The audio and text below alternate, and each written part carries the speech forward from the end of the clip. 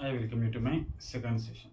What we have learned in the first session is మనం first సెషన్లో ఏం నేర్చుకున్నామంటే I'm eating అంటే నేను ఇప్పుడు అన్నం తింటూ ఉంటే ఐఎమ్ ఈటింగ్ అని అనాలి. ఇప్పుడే తినడం అయిపోయింది అనుకోండి ఐ హ్యావ్ ఈటెన్ అని అనాలి.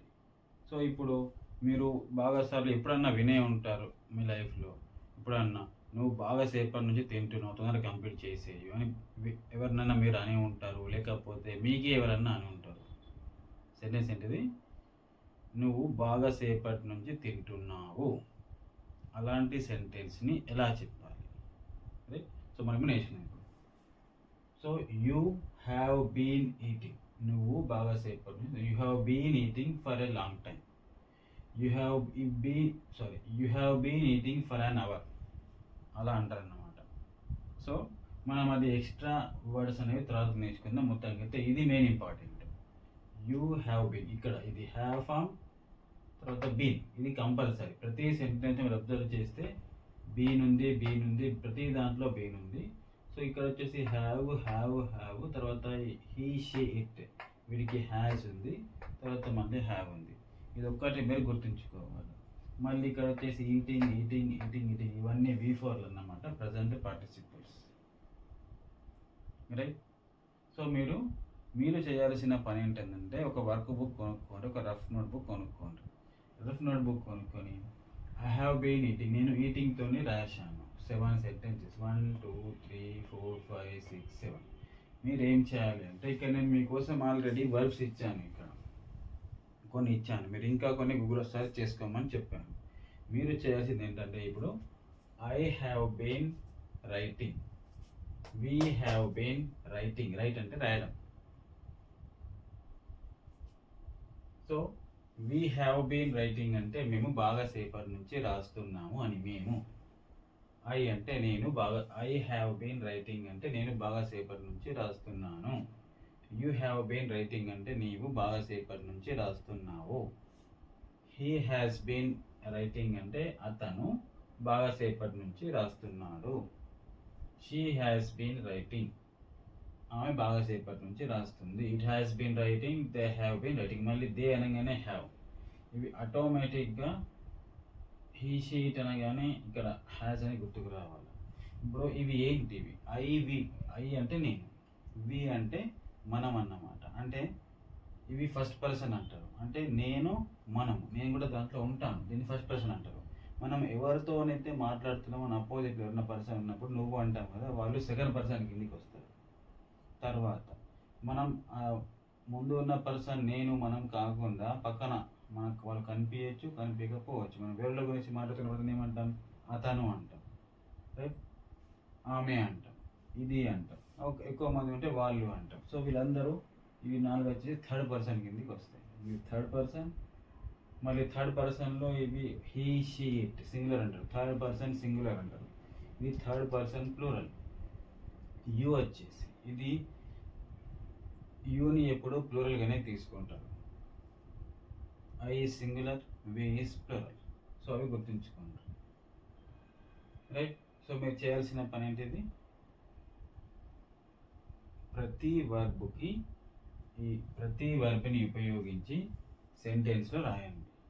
ఎన్ని పాజిటివ్ అయితే అని రాయండి, ఎన్ని ఎక్కువ రాస్తే అంత ప్రాక్టీస్ అవుతుంది. ఎందుకంటే ఇప్పుడు చిన్న పిల్లలు ఉంటారు, వాళ్ళు ఎన్ని సంవత్సరాల నుంచి మాట్లాడడం ప్రారంభిస్తారు? 3-4 ఇయర్స్ నుంచి ప్రారంభిస్తారు. వాళ్ళు ఏమన్నా కోచింగ్ తీసుకున్నారా? వాళ్ళు ఏమన్నా ఇంగ్లీష్ ఇలా క్లాసులు వినరా? వినలేదు. వాళ్ళకి ఎలా వచ్చింది అంటే వాళ్ళు చిన్నప్పుడు, అంటే మనం ఇంట్లో మాట్లాడుకునేది అంతా విని విని విని విని విని వాళ్ళ మైండ్ బ్లాస్ట్ అయిపోతుంది. వాళ్ళు ఎప్పుడైతే మాట్లాడడం స్టార్ట్ చేస్తారో ఆటోమేటిక్గా మన ఇంట్లో ఏం మాట్లాడుకున్నారో అదే మాట్లాడతారు, ఏ లాంగ్వేజ్ మాట్లాడితే అదే మాట్లాడతారు. వాళ్ళు చైనీస్ అయితే చైనీస్, ఇంగ్లీష్ అయితే ఇంగ్లీష్, తెలుగు అయితే తెలుగు, రైట్.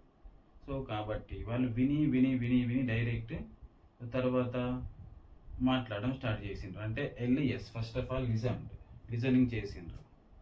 తర్వాత ఆటోమేటిక్గా స్పీకింగ్ వచ్చింది. రాయలేదు వాళ్ళు, తర్వాత రైటింగ్ కూడా లేదు. కానీ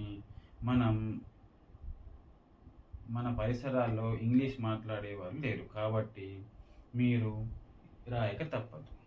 సెకండ్ థింగ్, వినాలి. వినాలి అనుకుంటే కొన్ని ఈజీగా ఉండే యూట్యూబ్లో స్పీచెస్ ఉంటాయి. సో ఆ స్పీచెస్ అనేవి చెప్తాను. ఇప్పుడు మరి మొత్తం మనం ఎన్ని సెంటెన్స్ నేర్చుకున్నాం ఇక్కడ? మొత్తానికి 3 అయినాయి.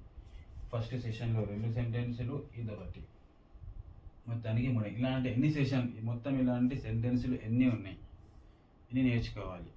20 నేర్చుకోవాలండి. ఓన్లీ 20 స్టేట్మెంట్స్ నేర్చుకుంటే మిగతావి ఆటోమేటిక్గా అవే వస్తాయి. ఓన్లీ 20 సెంటెన్సులు, వాటి యొక్క ఫార్మేషన్స్ మీరు గుర్తుంచుకోవాలి. ఇప్పుడు మళ్ళీ వీటిని టెన్సెస్ అంటారు. టెన్సెస్లో మళ్ళీ సింపుల్, ప్రజెంట్ అవన్నీ చెప్తే మళ్ళీ కన్ఫ్యూజ్ స్టార్ట్ అయిపోతుంది. ఇవన్నీ ఏం అవసరం లేదు. జస్ట్ స్ట్రక్చర్, తర్వాత మళ్ళీ అవి ఎప్పుడు యూజ్ చేయాలని గుర్తుంచుకుంటే సరిపోతుంది. సరే, ఇప్పుడు ఏమైపోయినాయి?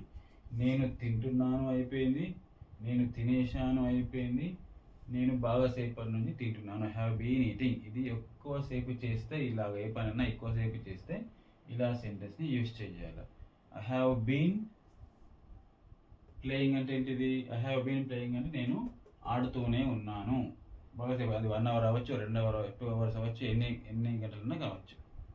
రైట్. సో మీరు ఫర్ ఎగ్జాంపుల్ ప్లే తీసుకుందాం.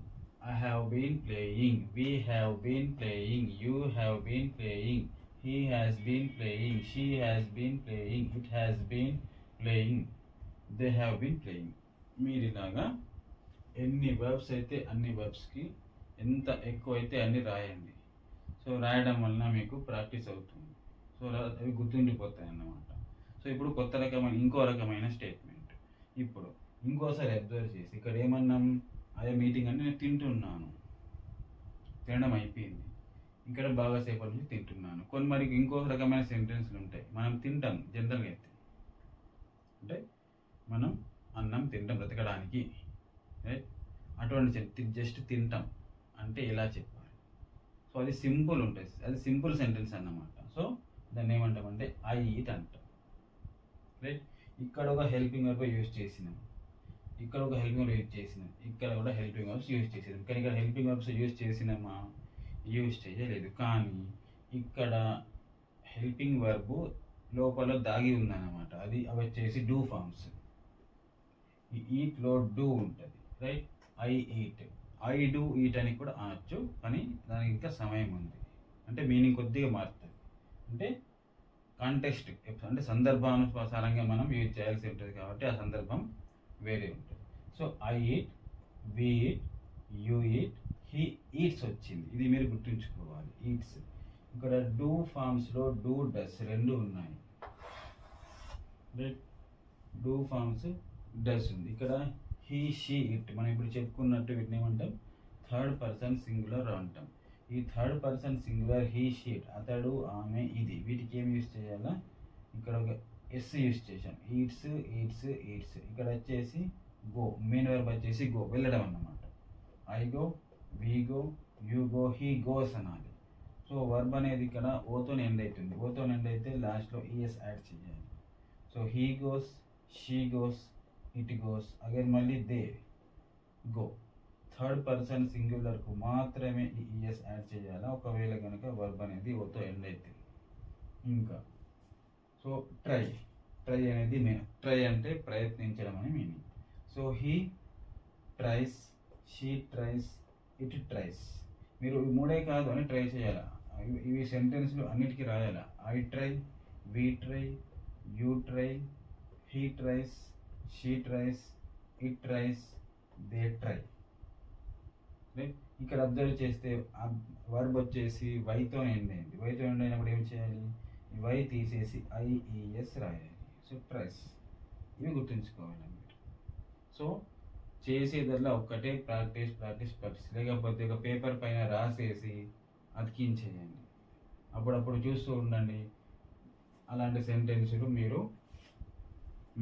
మళ్ళీ పొద్దున్న నుంచి పడుకునే వరకు మీరు ఏ పని చేసినా సెంటెన్స్ని ఫామ్ చేసుకొని ఇమాజిన్ చేసుకోండి. సెంటెన్స్ని ఇమాజిన్ చేసుకోండి, ఆటోమేటిక్గా ఇంగ్లీష్ వచ్చేస్తుంది, రైట్? సో మొత్తం ఇలాగా 20 సెంటెన్సులు మాత్రమే నేర్పిస్తాను. 4 అయిపోయాయి, ఇంకా 16 మాత్రమే ఉన్నాయి. ఇవి 4 వచ్చేసినాయి అనుకోండి, మిగతా 4 మీరు బాగా ఈజీగా ఫీల్ అవుతారు. సో ఇక్కడ గోసు ట్రైస్లో డస్ ఉన్నట్టు, రైట్? డస్ ఉన్నట్టు, డస్ ఉంటుంది, రైట్? వీటిలో మిగతా వాటిలో డూ ఉంది, ఈ థర్డ్ పర్సన్ సింగులర్లో డస్ అనే హెల్పింగ్ వర్బ్ ఉంది, గుర్తుంచుకుంటాం, రైట్? సో మొత్తానికి ఎన్ని హెల్పింగ్ వర్బ్స్ ఉంటాయి? 24 ఉంటాయి. మొత్తానికి అది మనం 11 నేర్చుకున్నాము, ఇంకా 13 ఉంటాయి. సో వీటిని కూడా కొందరు హెల్పింగ్ వర్బ్స్ అంటారు. ఇది మెయిన్ వర్బ్ కూడా యూజ్ చేస్తారు. సో ఇవి 3 యాడ్ చేసుకుంటే మళ్ళీ 27 హెల్పింగ్ వర్బ్స్ అవుతాయి. కానీ మొత్తానికి అయితే 24 హెల్పింగ్ వర్బ్స్ మాత్రమే ఉన్నాయి. మా సార్ 9th క్లాస్లో ఏం చెప్పారంటే 24 హెల్పింగ్ వర్బ్స్ని ఒకే సింగిల్ బ్రెత్లో చెప్పాలని చెప్పారు. నేను ఒకటే సింగిల్ బ్రెత్లో 5 సార్లు చెప్తాను. సో నెక్స్ట్ టైం మనం ట్రై చేద్దాం. సో నెక్స్ట్ రాసిన తర్వాత, రైట్?